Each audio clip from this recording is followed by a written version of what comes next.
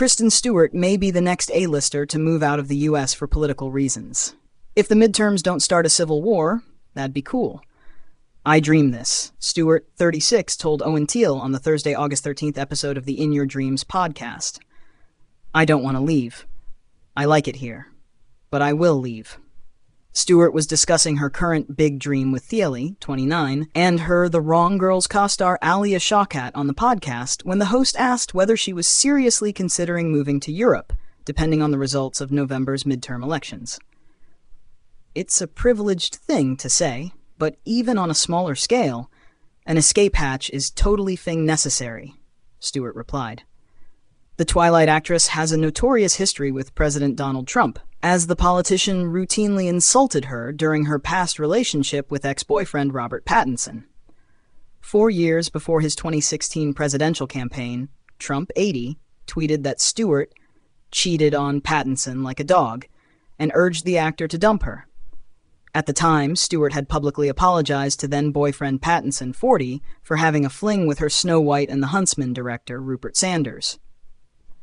Trump was mad at me a couple years ago, really obsessed with me a couple years ago, which is fing crazy. Stewart later told Variety in 2016, I can't even understand it. I literally cannot even understand it. It's such a far-out concept that I don't want to believe that actually is happening. It's insane. Stewart would be far from the first celebrity to move out of the US over political disagreements with the Trump administration. Ellen DeGeneres confirmed during a July 2025 interview that she and wife Portia de Rossi chose to make a part-time move to the UK permanent after Trump beat former Vice President Kamala Harris in the November 2024 presidential election. We got here the day before the election and woke up to lots of texts from our friends with crying emojis, and I was like, he got in, DeGeneres, 68, recalled. And we're like, we're staying here. Rosie O'Donnell moved to Ireland in January 2025 on the eve of her longtime nemesis Trump's second inauguration, amid his threats to revoke her citizenship. O'Donnell has since returned to the U.S. on a temporary basis for her one-woman off-Broadway show Common Knowledge.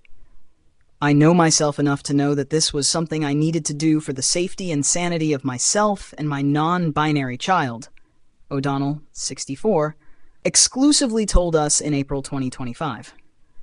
The midterm elections will be held on November 3rd to determine which major party controls the House of Representatives and the Senate in 2027.